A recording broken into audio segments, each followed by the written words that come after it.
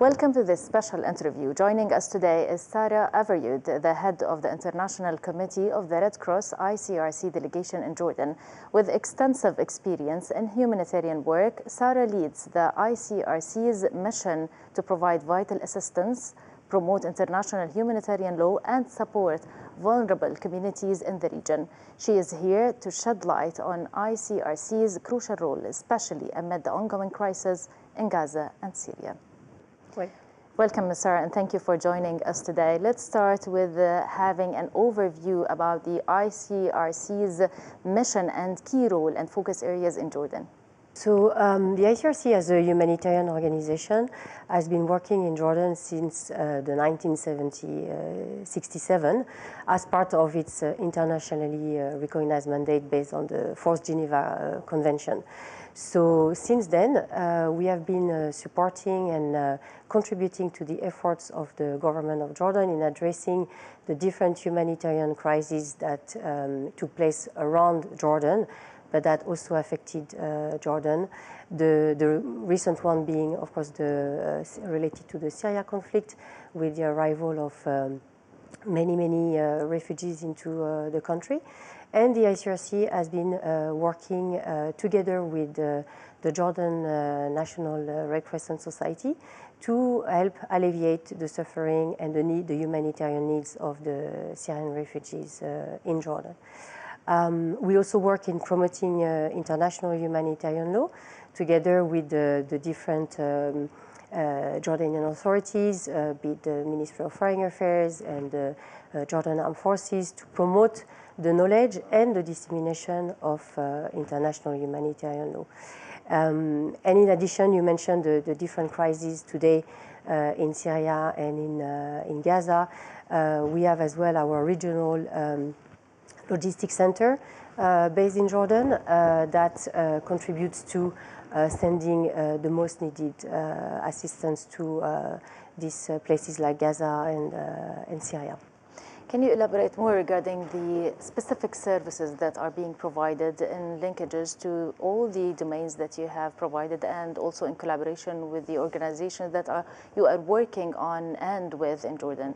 So in Jordan now, with regard to the Syrian refugees, we are focusing on the issue of the missing persons, meaning families who are here in Jordan who have been separated from their relatives due to the conflict in Syria.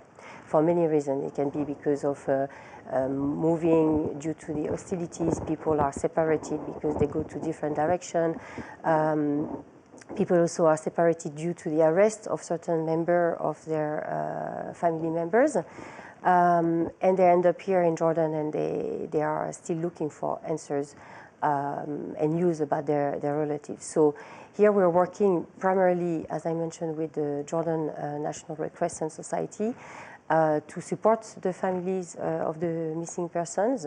For instance, we have a service in Zaatari and Azra camp to provide a phone call service so that families can continue to be in contact with their relatives. And how do you describe this reconnecting families process? We're talking about years now, and there is a change in the events recently, especially after the fall of the Assad regime in Syria.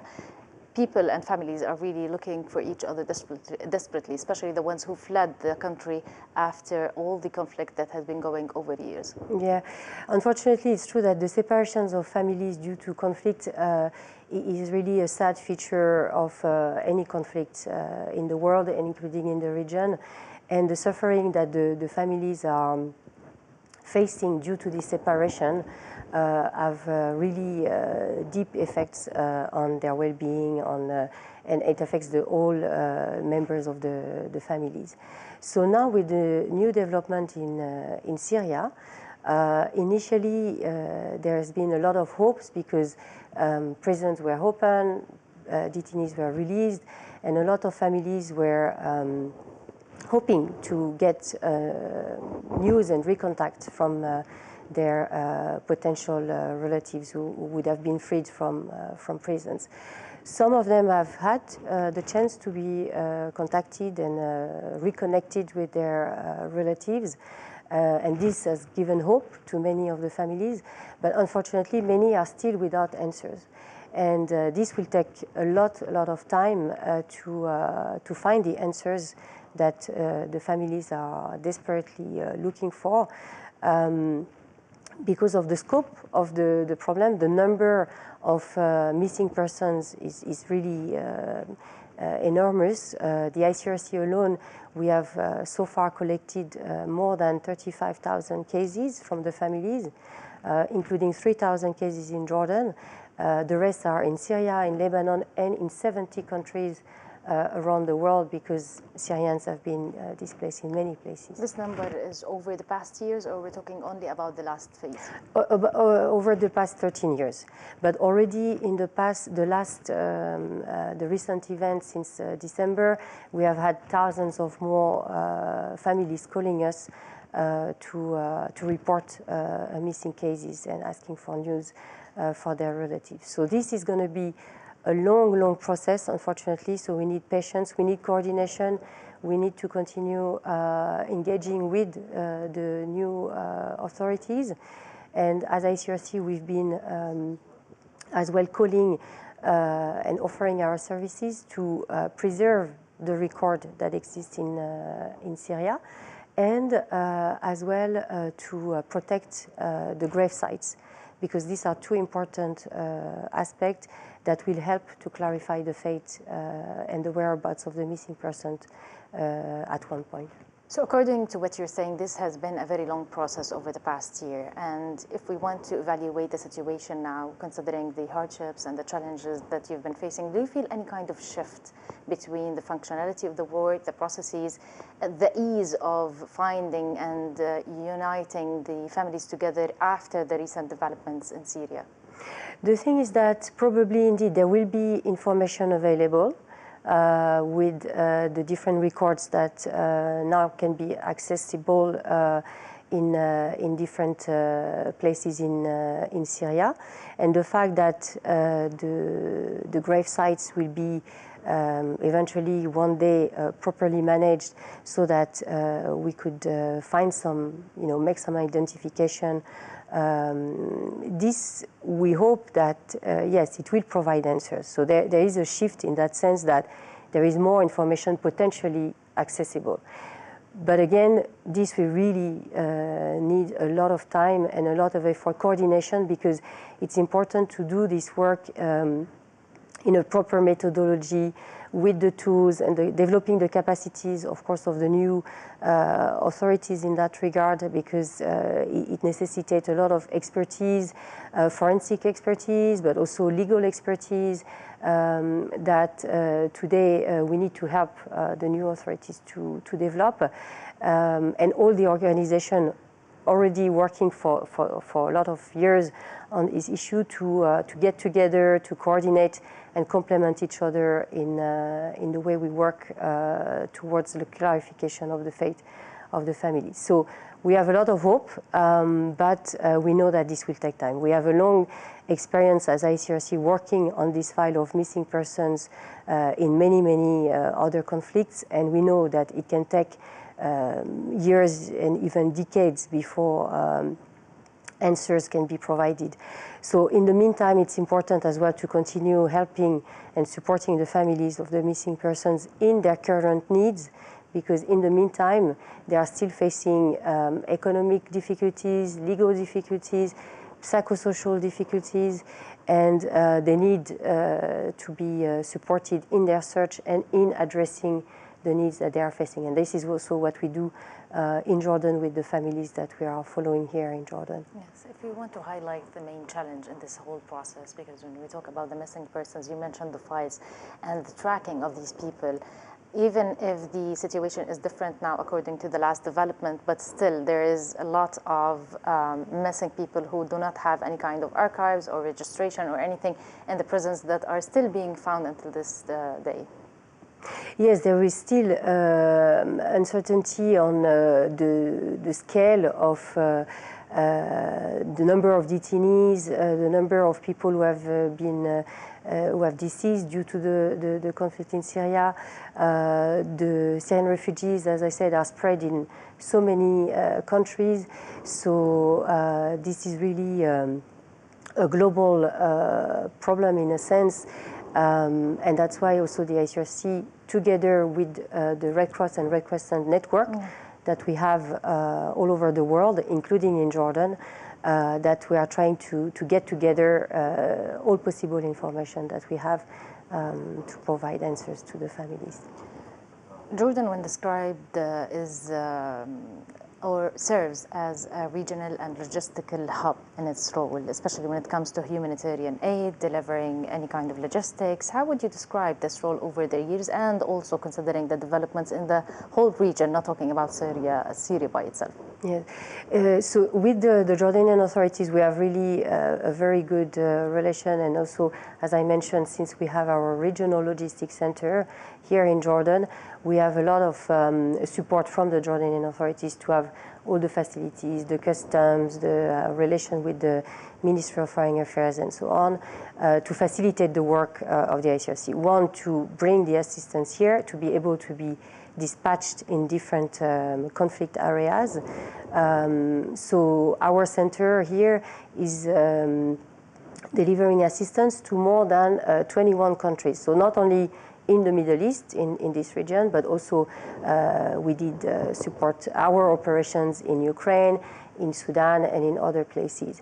So Jordan, if we take Gaza operation, of course, this is a very important pipeline that is going out of Jordan, and the ICRC is also contributing. We have excellent coordination with the UN Law Cluster, but also with the Jordan Armed Forces and the Jordan Hashemite Charity Organization that are centralizing and coordinating all this effort to bring assistance to Gaza. Part of the focus is promoting the international humanitarian law, and this is a term that has been used a lot recently, especially at the beginning of the war in Gaza, and also the different developments in the region. When we talk about the impact, because this is an ongoing work, a long-term work, how do you evaluate this kind of task and role, considering the services and the responsibilities that you provide? The respect of international humanitarian law is indeed really a central matter that the ICRC is continuously reminding, advocating, asking the parties and the international community, to ensure respect of this body of law. We know that when international humanitarian law is respected, lives are saved, humanitarian organizations are able to work properly, and the suffering is alleviated. Unfortunately, we see that there are a lot of challenges in the world today, including in this region, to ensure the respect of international humanitarian law. But we will not stop, as ICRC, to remind, to continue advocating and to disseminate the knowledge of international humanitarian law. Which is why, as well, last September, we have also launched a global initiative on the international humanitarian law, together with 6 countries, including Jordan, with part of the core group on this initiative, to really re-galvanize the support, the international support around international humanitarian law, and to make it a political priority for all states and parties to conflict to respect. So this is an ongoing initiative that will, we hope, will bring better respect for international humanitarian law. Referring to the lack of respect to the law itself, when we witness times of peace and stability, we can talk about the law, and you see the international community really praising that and focusing on the areas of the law and referring to that beyond the legal term and extent. However, when it comes in the time of crisis, we see this law disappears. So do you think, out of experience or evaluation, is that because of a lack of respect, lack of understanding? What is needed more to mobilize this law and really have it effective rather than just talking about it as a legal consideration? Of course, the knowledge of the law is important, which is why having engagement with different entities like the armies, but also the armed groups. This is what the ICRC is doing, talking with all parties about reminding what it means, IHL, what it is to protect civilians, to respect essential infrastructure and stuff like that. This is an important part, the dissemination, let's say, of the knowledge, raising awareness and so on. In addition, what is needed is, of course, to be able to discuss when things are not going properly. And this is also what the ICRC is doing in engaging in this bilateral dialogue with the parties to the conflict when we see that things are not according to what is expected. Then we have this discussion, as you know, in a confidential manner to improve the situation. One thing that is important to say is it is true that we see more of when the law is not respected, because this is very visible and dramatic, with dramatic consequences. But there are also many instances where when it is respected, when the ICRC has access to prisoners, when humanitarian organizations can access population who are affected by the conflict and so on, we see that it works and it does protect the people. So unfortunately, we see, of course, much more the challenging times and less the positive examples. But we need to also, of course, talk about those positive examples, but we should not elude as well, of course, the challenges in the respect of IHL. Highlighting Gaza as a major event happening in the region, and when we refer to that, the most need now is the humanitarian aid, considering the catastrophic situation on every level when we talk about humanitarian aspects in particular. How are you planning, or you've already started, of course, but how is this, do you see this going forward, especially when it comes to addressing these needs? So we see that there are more assistance coming into Gaza.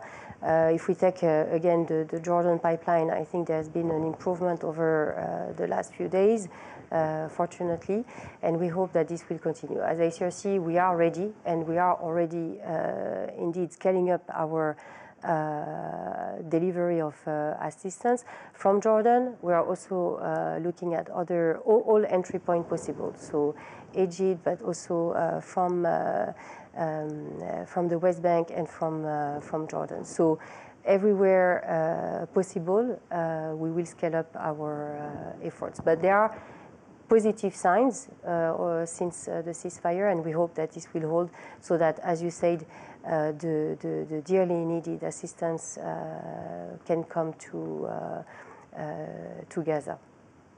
When looking at the level of destruction in Gaza, we get puzzled sometimes. We know that the international organizations are doing a lot of work when it comes to infrastructure, rebuilding Gaza.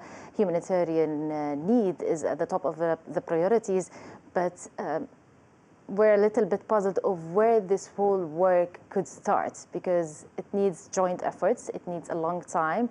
So from your perspective, where does the importance lay, especially when we talk about the humanitarian needs and aspects?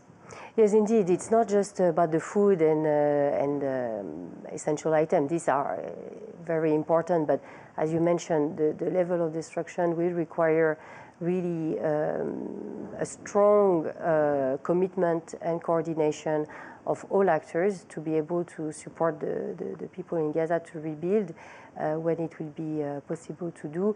It needs heavy machinery, lots of equipments that like pipes and other aspects, that for that we will need everyone to facilitate and to work for the facilitation of the work of the humanitarian organization, but also of other actors, development actors probably, and maybe states will be involved as well.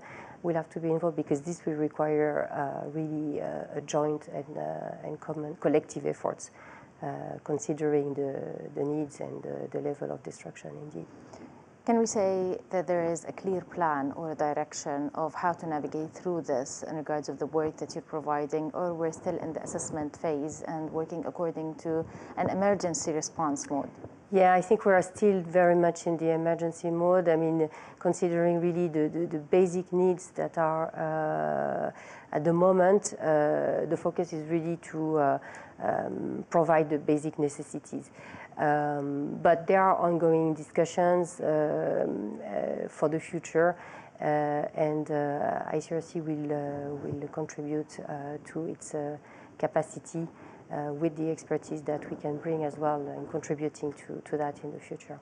In regards of the humanitarian aid that is consistent and continuous, it's a very high level scale in the region when we talk about both Gaza and Syria at the moment. So if you want to highlight the priorities in both, whether we talk about Syria, because we're also aiming for humanitarian aid and responsive urgency modes in regard of support to that country, and also after the ceasefire in Gaza.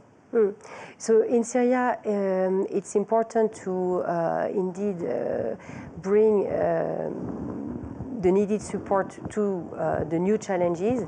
You know that there has been again a very hundreds of thousands of people who have been displaced within Syria in the recent months. We have people returning to Syria as well. So more support will be needed as well in terms of supporting the humanitarian needs of the people. What is important as well is that in the meantime, the support that is provided to the Syrian refugees in the neighboring countries, including Jordan, continues to be ensured, because now is not the time as well to stop helping the Syrian refugees until they are able to go home in a safe and dignified manner.